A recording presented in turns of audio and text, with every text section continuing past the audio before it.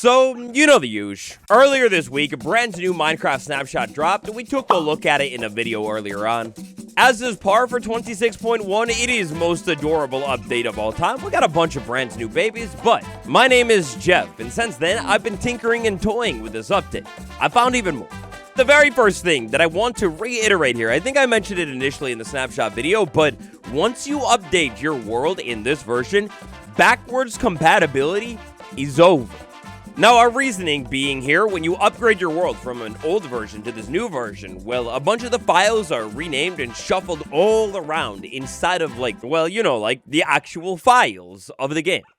So, for example here, check this out. A side-by-side. On the right side is an old world. On the left side is a new world that I went ahead and updated in 26.1, the new snapshot and everything like that. So, yeah, it's backwards or whatever, but you could see here on the left side, things are way cleaner looking. This is what Mojang is moving towards with this new update and organization of all of the game files. Now, there is a lot that has been moved, but most noticeably here, dim 1, dim -1.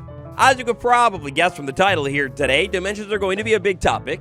But yeah, what Mojang went ahead and did here is instead of having your dimensions just spilled out into the main world folder, if you go ahead and go into dimensions in this new directory, then you have the game, then you have your 3 dimensions, overworld, nether, and end.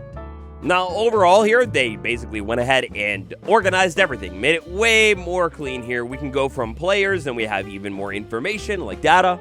And if you go ahead and upgrade your world, you'll have this dat old file, and then you'll have your new ones. Now, real quick here, I want to move on from dimension talk for a second over to the brand new adorable entities that were added in the snapshot. So, in the initial video, I think we took a look at, maybe for the first time, every single one of them in that snapshot video almost. Like, talking about variants and everything like that. One thing I completely forgot to mention here, we have brand new hitboxes with all of our new entities going on. Just like Mojang went ahead and did with many of the other mob variants that we have seen in previous snapshots, they changed the hitboxes for many of these mobs, but not all of them, to better match the new model of all of these new baby mobs. They're actually, in most cases, a little bit smaller than the baby mob, with different parts of the model sticking out of the hitbox here. Now, of course, another big category of mobs that made it into the snapshot, we've got ourselves the baby camel, no hump, anything like that, long legs, absolutely love it. And then every single llama right here. I think we saw all of these plain variants. I still definitely think the eyes are a little demented. But like the trader llamas here, I don't think we saw every single one of them. Man, they are so good looking. I love them. But can I actually get a baby trader llama in survival? Like, is it possible, guys? If you know, let me know down below, and while you're at it, smash that like button. It's feeling a little bit lonely since you haven't neglected it so far. Maybe. Now, fascinatingly, the Minecraft community has discovered a brand new way to break Bedrock inside of the snapshot. And it actually not only works for Bedrock, but literally any block in the game as well. End portal frame, reinforced deep slate, you're golden. If you're looking to try this one out, you might want to do this before next week, because I guarantee you with how big of an issue this is, it will be gone soon. So this one here was discovered by the Minecraft community pretty quickly after the snapshot release. Like in Bedrock breaking glitches of old, this involves gigantic trees. Alrighty here, so we have ourselves a 2x2 spruce tree. As you know, when I grow this tree, it's going to grow large, and it's going to grow pods all over the place here, except the catch is, in this snapshot, well, when I plant a 2x2 tree and go ahead and bone meal this thing, grow it, the pods instead of growing beneath the saplings all over the ground, it grows 1 block above the saplings all over the air. And the tree, it grows disconnected. So we have spruce logs at the bottom, pods and then even more tree wood going on here.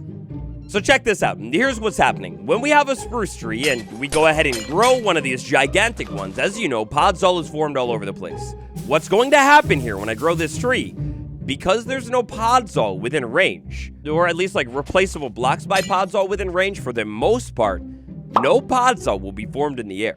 So when we grow a gigantic spruce tree, coming out from the initial sapling, we have 1, 2, 3, 4, 5, 6, up to 6 blocks away. If we have something like grass, dirt, moss, well, up to 6 blocks away, basically in every single direction, when I bone meal this stuff, blocks will randomly be replaced with podzol all over the place, creating this little messy looking natural design. But if I didn't have any dirt nearby and I just went ahead and grew a gigantic tree, no podzol could be formed. then this podzol glitch isn't really going to happen. It'll happen only in the middle, but nowhere else. Podzol growing mechanics. When you bone meal one of these saplings, assuming it's in that 2x2 big gigantic tree, podzol can only form, usually, on the block that is right below where the sapling is. 2 blocks below, and you should be free. You don't have to worry about any podzol. That all goes to say, if I had a 2x2 and I went ahead and grew a gigantic tree, then no podzol will grow all over the place if those saplings are raised up. So let's say here I had a little bit of a sapling growing operation, and then I had a ring of blocks all the way around this thing. When I bone meal this tree, you can see right there, the podzol that is being replaced, it's controlled by the blocks that you could actually, replace the podzol with in range. So that goes on to say here, if I had my 2x2, and then I went ahead and maybe went out 2 blocks in every single direction, filled everything in, and then went ahead and planted a gigantic tree dead center, bone meal it, well, my ring has been recreated, except a couple of blocks higher. Another thing I've discovered with this here, it doesn't only happen when you bone meal the tree. If we go ahead and bump that random tick speed up way higher, the tree grows instantaneously there, and we have a bunch of podzol. Same thing is going to happen here if I had like a big space and a big tree grew pretty quickly. So look, this is where things start to get pretty interesting, because if I had a random block in this area, I went ahead and bone mealed this tree, well, the podzol goes ahead and forms, and oh no, the random log that was sitting like here or something has been replaced with podzol.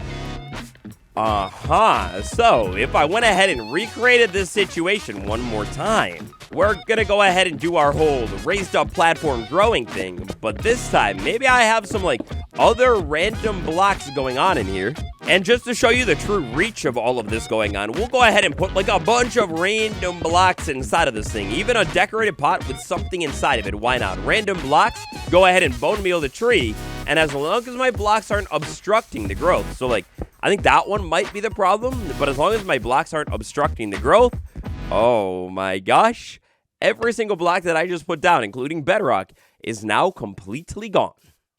When I was testing this thing, pretty much instantly, my first thought was to slide on over to the nether, of course, the main spot where I would want to remove Bedrock above me. So, inside of the nether, not too difficult, we go ahead and make our way up to the nether ceiling, start revealing the Bedrock blocks all over the place.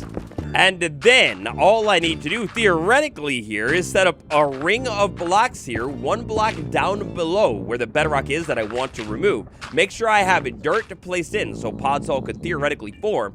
Place a sapling, bone meal the sapling, and then this is where the problem begins here. So, because of how these gigantic spruce trees like to grow, we need space clear of the sapling vertically, but also horizontally as well.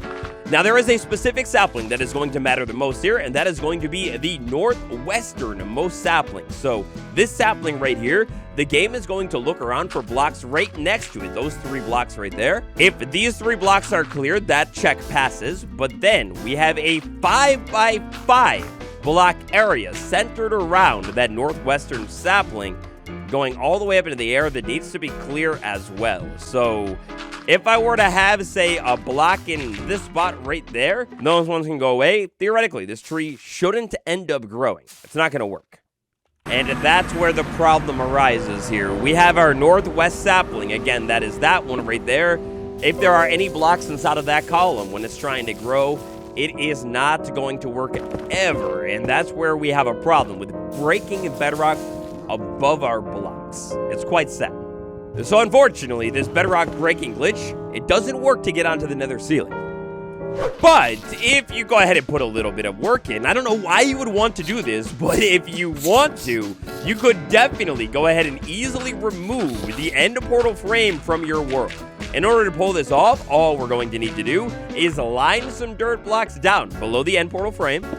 Then we are going to want to figure out which direction is northwest. So this way is east, that means west, and that way is north. With that information in mind, we should be able to place a tree down right here, remove some blocks around it and above it. Now the thing here is, in order to pull this off, we need an unobstructed column, 5x5 blocks, and it needs to be at least 14 blocks tall above that northwestern sapling. So sure, it'll be a little bit of digging, but in theory, if I have my saplings down, my blocks all cleared out, I should be able to bone meal the tree. And sometimes, because I'm trying to do like a forced growth situation, it could be a little bit more bone meal, admittedly. But with my saplings placed in, blocks removed, I bone meal, or I just go ahead and wait around here, and boom. Okay, so it took a little bit of time, but sure enough, it definitely worked in here. We have our tree growing right up into the ceiling, and random blocks of podzol have gone ahead and broken the end portal frame. So if I wanted to remove the whole end portal frame or whatever, I would just have to chop the tree down, go ahead and run the whole simulation again, remove the podzol, you know. Might have to move things over a little bit, but it definitely works here. Another place where you could definitely pull this off if you wanted to would be the ancient city. And this one's even easier because already we begin with a gigantic cleared out area.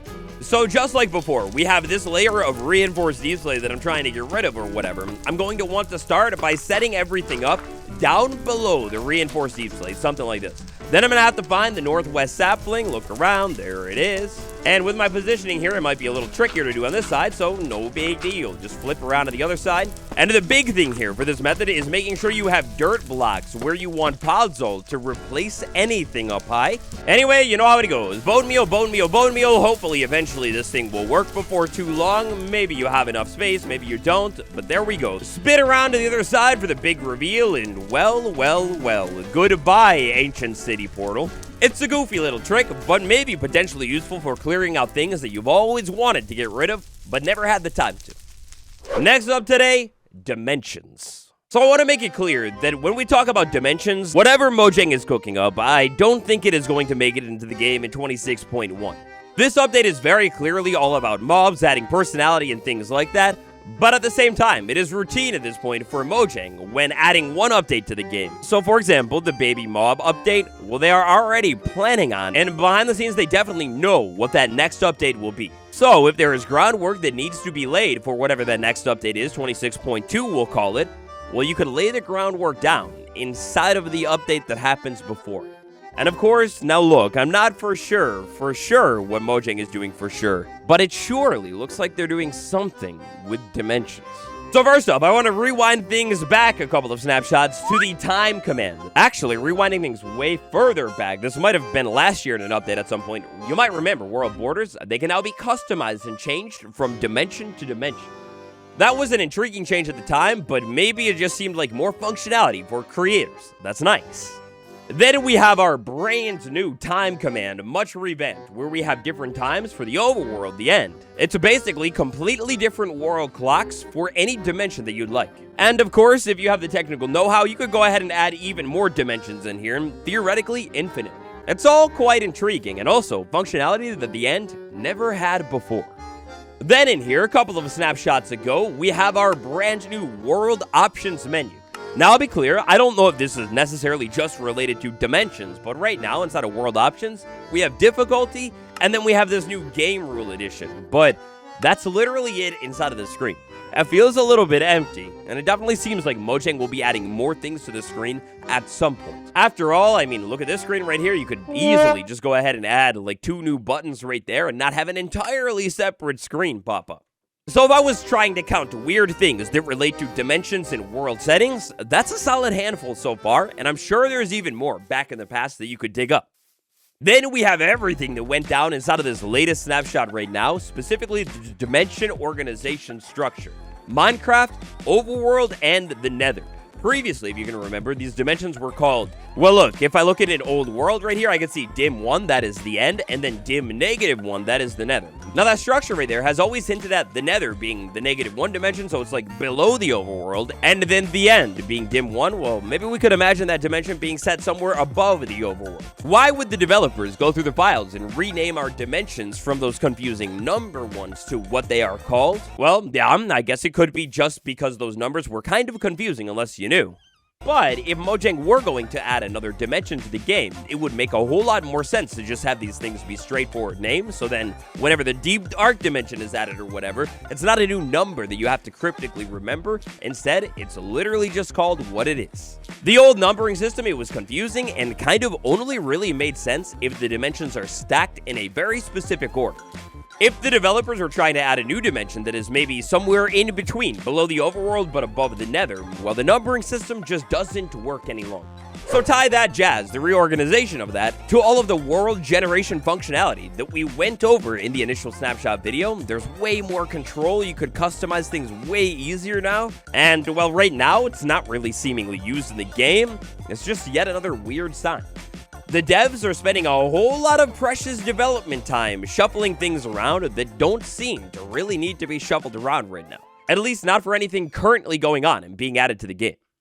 And then, instead of all of this technical business involving clocks, events across the world, boss fights, whatever, we have a gigantic chunk that really opened my eyes here about the Ender Dragon fight being moved out of the data folder and now being put inside of its own folder inside of the end.